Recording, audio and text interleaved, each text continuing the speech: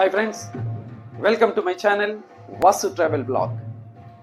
The biggest Rajasthan tour lo bhaganga manam Day 6 Chapter 8 lo Mehrangarh Fort ki సమీపంలోనే ఉన్న జస్వంత్ తాడాని అలాగే ఇక్కడి నుంచి 53 కిలోమీటర్ల దూరంలో ఉన్న ఓం బన్నా ఆలయాన్ని చూడబోతున్నాం. ఇవాళ మార్నింగ్ Day 6 Chapter 7 లో భాగంగా మనం మెహరాన్గఢ్ ఫోర్ట్ని చూసాం. అక్కడి నుంచి డైరెక్ట్గా మనం జస్వంత్ తాడాని చూసి లంచ్ చేసి మౌంట్ అబూ రోడ్లో ఉన్న ఒక హోటల్లో స్టే చేసి రేపు మనం మౌంట్ అబూని చూడబోతున్నాం. జోధ్పూర్ నుంచి మౌంట్ అబూ రోడ్కు వెళ్ళే దోవలోనే మనకి ఓం బన్నా ఆలయం కనిపిస్తుంది. ఇక్కడ విచిత్రం ఏంటంటే ఇక్కడ పూజలు ఒక రాయల్ ఎన్ఫీల్డ్కి చేస్తూ ఉంటారు. అవును, మీరు విన్నది నిజమే. పూజలు ఒక మోటార్ బైక్కి చేస్తుంటారు. అలాగే మద్యాన్ని ఇక్కడ నైవేద్యంగా ఇస్తుంటారు. మీలాగే నాకు కూడా చాలా ఉత్కంఠగా ఉంది ఆ టెంపుల్ చూడాలని. మరి నాతో పాటు ప్రయాణానికి మీరు సిద్ధమా? అయితే పదండి, ముందుగా జస్వంత్ తాడా.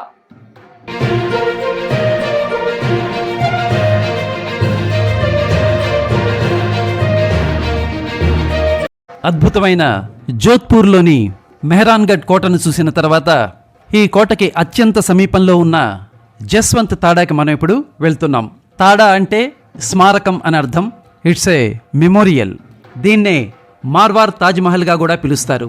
తాజ్మహల్ని ఏ పాలరాయితో అయితే నిర్మించారో అదే మెక్రాన్ పాలరాయితో ఈ స్మారకాన్ని కూడా నిర్మించటం జరిగింది.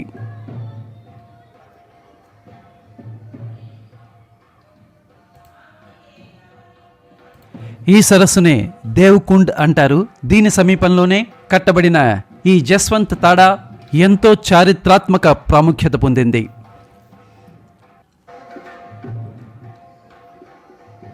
ఈ జస్వంత్ తాడాని 1895 నుంచి 1911 వరకు జోధ్పూర్ని పరిపాలించిన మహారాజా సర్దార్ సింగ్ తన తండ్రి అయిన రెండవ జస్వంత్ సింగ్ జ్ఞాపకార్థం నిర్మించారు. టికెట్ ధర 30 రూపాయలు.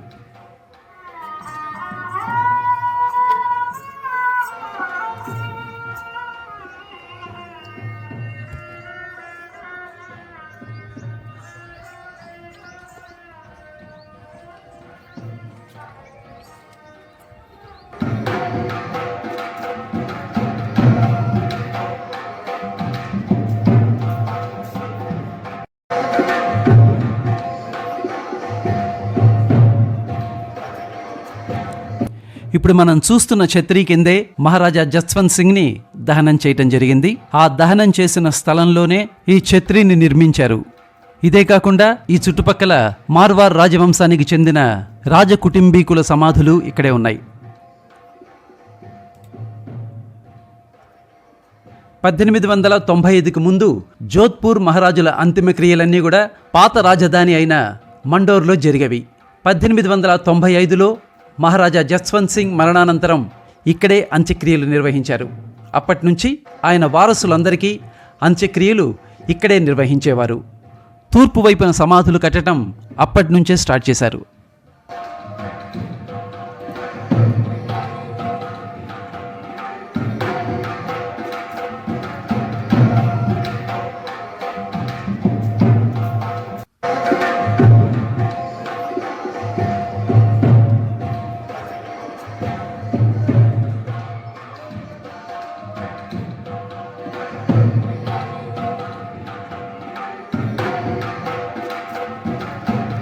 ఈ స్మారకాన్ని మక్రానా పాలరాయితోటి నిర్మించారు. చాలా సంక్లిష్టమైన పలకలతోటి. ఆ పలకలు కూడా చాలా సన్నగా పాలిష్ చేయబడి చాలా అద్భుతంగా ఉంది. ఇవి ఎంత సన్నగా చెక్కారంటే సూర్యుడు ప్రకాశించినప్పుడు అవి వెచ్చటి కాంతిని మనకి విడుదల చేస్తాయి. అంత సన్నగా వీటిని లోపలి భాగంలో నిర్మించారు. ఈ సమాధి ప్రాంగణంలోనే చెక్కబడిన గెజిబోలు అంటే పెవిలియన్ స్ట్రక్చర్ లాంటివి అన్నమాట. ఒక మంచి తోటని ఇక్కడ డెవలప్ చేశారు. అలాగే ఫౌంటైన్, ఆ పక్కనే దేవ్కుండ్. ఇప్పుడు మనం ఉన్న ఈ ప్రాంగణంలోనే మరో 3 సమాధి భవనాలు ఉన్నాయి. వెలుపలి ప్రాంగణంలో చాలా సమాధులు ఉన్నాయి. ఇది చూసిన తర్వాత మనం అక్కడ కూడా వెళ్ళి చూద్దాం.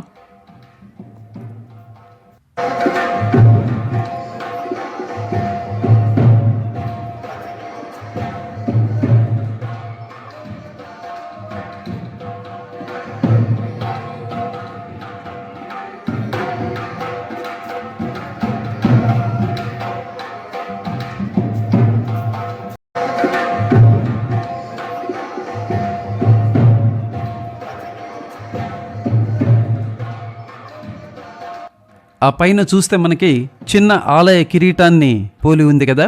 మధ్య గోపురం చతురస్రాకారంలో అమర్చబడి 12 సన్నని పాలరాయి స్తంభాలచే జాలి తెరలతో, ఫ్లవర్స్ తోటి, అలాగే వేరే వేరే ఆకారాలతోటి అద్భుతంగా చెక్కబడి ఉంది. కన్స్ట్రక్షన్ మొత్తం రాజ్పుత్ అలాగే మొఘల్స్ యొక్క నమూనాతో పోలి ఉంది.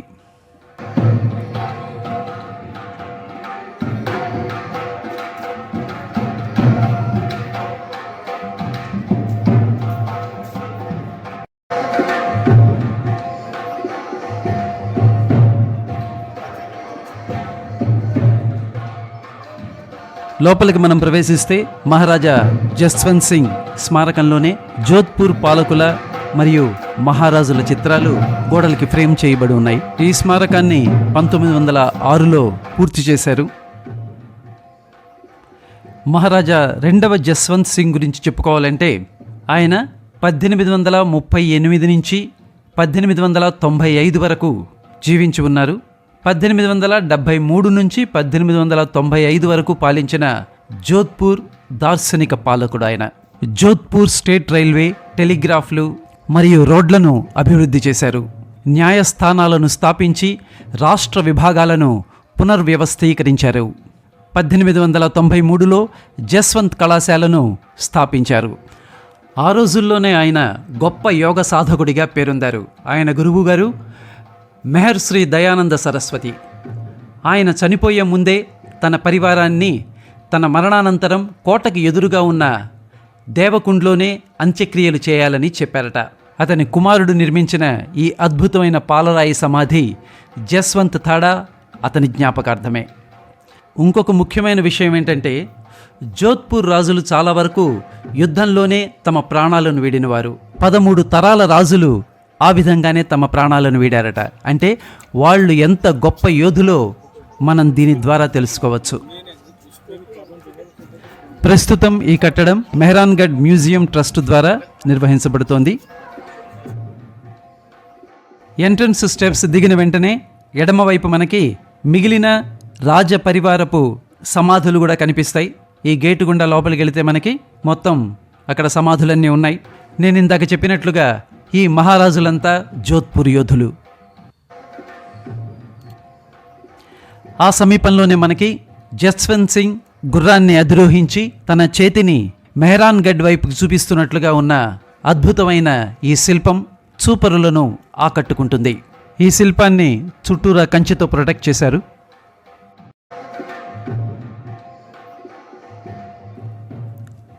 జస్వంత్ థాడాని చూడటం ముగించుకుని లంచ్కి బయలుదేరాం. సేమ్ హోటల్లోనే లంచ్ కూడా ప్రొవైడ్ చేశారు.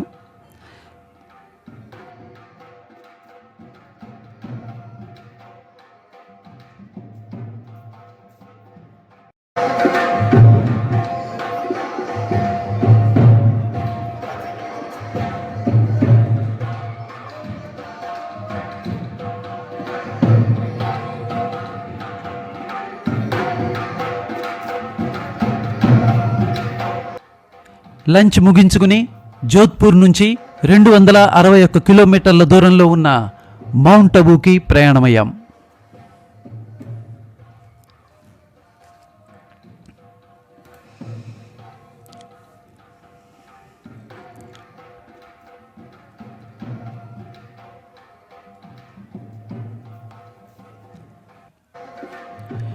జోధ్పూర్ నుంచి 53 కిలోమీటర్ల దూరంలో పాలీ జోధ్పూర్ హైవేపై చోటిలా గ్రామానికి సమీపంలో ఒక 350cc royal Enfield bullet registration number RNJ 7773 ఈ వెహికల్కి పూజలు జరగటం చూసాం. చాలా ఆశ్చర్యం అనిపించింది. ఆ విచిత్రాన్ని కూడా మీతో పంచుకోవాలనే లోపలికి వెళ్తే అక్కడ మద్యాన్ని నైవేద్యంగా సమర్పిస్తున్న భక్తుల్ని చూసి ఆశ్చర్యం వేసింది. అసలు ఆ కథా కమామిషి ఏంటంటే, శ్రీ ఓం సింగ్ రాథోడ్, ఆయన్నే శ్రీ ఓం బన్నా అని, బుల్లెట్ బాబా అని కూడా పిలుస్తారు. ఆయన మందిరం ఇక్కడ ఉంది. అలాగే ఆయన మోటార్ సైకిల్ ఇక్కడే ఉంది. ఇక్కడ సురక్షితమైన ప్రయాణం కోసం ప్రార్థనలు చేయడానికి ప్రతిరోజు వందలాది మంది భక్తులు వస్తారట. ఈ ప్రాసెస్లోనే మన బస్సు కూడా డ్రైవర్ ఇక్కడ ఆపడం, మేము వెళ్ళి చూడటం జరిగింది. ఈ చరిత్ర విన్నా కూడా చాలా ఆశ్చర్యంగా అనిపించింది. అదేంటంటే, ఈ ఓం సింగ్ రాథోడ్ ఇక్కడికి దగ్గరలో ఉన్న చోటిలా గ్రామ వాస్తవ్యుడు. 1988 మే 5వ తారీఖున ఓం బన్నా అంటే రాజపుత్ యువకుడికి ఉపయోగించే గౌరవ పదం బన్నా అనేది బంగ్డీ పట్టణం నుంచి చౌటిలాకు ప్రయాణిస్తుండగా అతను తన మోటార్ సైకిల్పై నియంత్రణ కోల్పోయి చెట్టును ఢీకొన్నాడు. అక్కడే స్పాట్ డెత్ జరిగింది. ప్రమాదం జరిగిన మరుసటి రోజు ఉదయం స్థానిక పోలీసులు మోటార్ సైకిల్ని సమీపంలోని పోలీస్ స్టేషన్కి తీసుకెళ్లారు. మరుసటి రోజు పోలీస్ స్టేషన్ నుంచి ఆ బైక్ అదృశ్యమై మళ్లీ ఆ యాక్సిడెంట్ జరిగిన ప్రదేశంలో తిరిగి కనబడిందట. 2-3 సార్లు జరిగిందట. పోలీస్ స్టేషన్లో ఉంచడానికి పోలీసులు చేసిన ప్రతి ప్రయత్నం సఫలీకృతం అవలేదు. తెల్లవారకు ముందే మోటార్ సైకిల్ ఆ యాక్సిడెంట్ జరిగిన ప్రదేశానికి తిరిగి వచ్చేసేదట. స్థానిక జనాభా దీనిని ఒక అద్భుతంగా భావించి ఆ బుల్లెట్ బైక్ని పూజించడం ప్రారంభించారు. అప్పటి నుంచి ఈ అద్భుత మోటార్ సైకిల్ వార్త సమీప గ్రామాలకు వ్యాపించింది. తర్వాత వారు దానిని పూజించడానికి ఒక ఆలయాన్నే నిర్మించేశారు. ఈ ఆలయాన్నే బుల్లెట్ బాబా ఆలయం అని పిలుస్తారు. ఓం బన్నా ఆత్మ బాధలో ఉన్న ప్రయాణికులకు సహాయం చేస్తుందని నమ్ముతారు. ఈ మందిరం వద్ద ప్రార్థన చేయడానికి ఆగిన వ్యక్తి ప్రమాదానికి గురవుతాడని చెబుతారు అక్కడ భక్తులు. ఇక్కడ స్థానిక ప్రజలు ఓం బన్నా పేరిట జానపద గీతాలు కూడా పాడతారు. ఈ మందిరం వద్ద ఆ మండుతున్న జ్వాల ఉంది కదా, దాన్ని శాశ్వత జ్వాలగా ఉంచబడుతోంది. నైవేద్యంలో అగరబత్తీలు, పువ్వులు, కొబ్బరికాయ, మద్యం, ఎర్రదారం మరియు స్వీట్స్ ఇవన్నీ కూడా నైవేద్యంగా పెడతారు. ఇప్పుడు మనం చూస్తున్న ఈ చెట్టు చుట్టూ రంగురంగుల దారాలు కట్టి ఉన్నాయి కదా, ఈ చెట్టుకే ఓం బన్నా ఎన్ఫీల్డ్ గుద్దుకుని మరణించడం జరిగింది. అది ఇక్కడ ఓం బన్నా టెంపుల్ యొక్క విశేషం.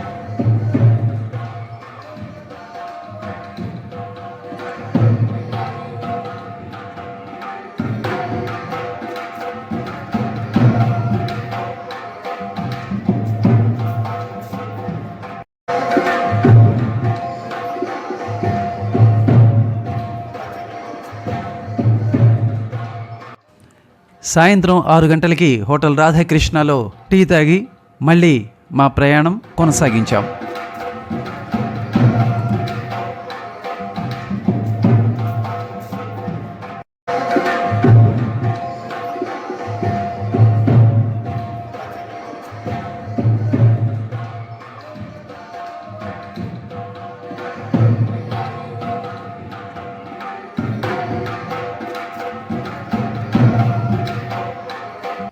రాత్రి 8ంటికి మౌంట్ అబూ రోడ్లోని హోటల్ ద హింద్ చేరుకున్నాం. హోటల్ ఎలా ఉందో చూద్దాం పదండి.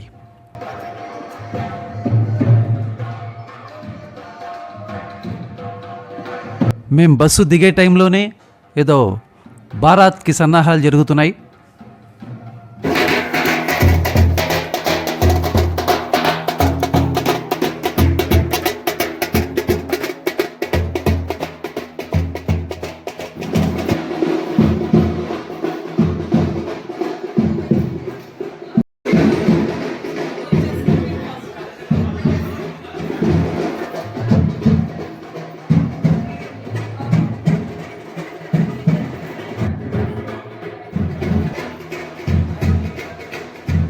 యాజ్ యూజువల్గానే రూమ్ చాలా బాగుంది, స్పేషియస్గా ఉంది.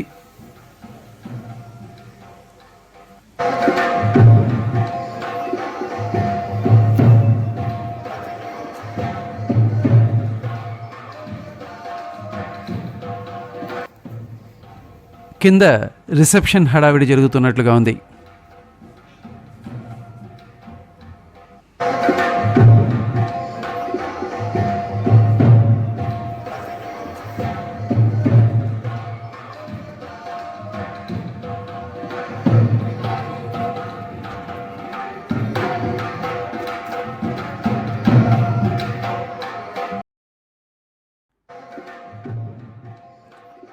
ఈ పూట మాకు డిన్నర్ టేబుల్ మీద అరేంజ్ చేశారు. No buffet.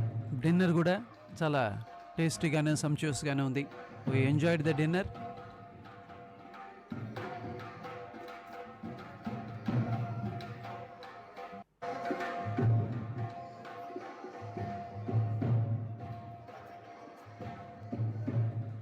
రేపు మార్నింగ్ మౌంట్ అబూ రోడ్ నుంచి మౌంట్ అబూకు వెళ్ళి అక్కడ చూడాల్సిన ప్లేసెస్ అన్ని చూసేద్దాం. సో ఈ వీడియో ఇంతటితోటి ముగిస్తున్నాను. ఈ వీడియో మీకు నచ్చినట్లయితే లైక్ చేయండి, షేర్ చేయండి. మరిన్ని వీడియోస్ కోసం సబ్స్క్రైబ్ చేసుకోవటం మాత్రం మర్చిపోవద్దు. రేపు మౌంట్ అబూలో విశేషాలు చూడటానికి నాతో పాటు ప్రయాణానికి మీరు కూడా సిద్ధంగా ఉండండి. అప్పటి వరకు టేక్ కేర్ అండ్ బాయ్.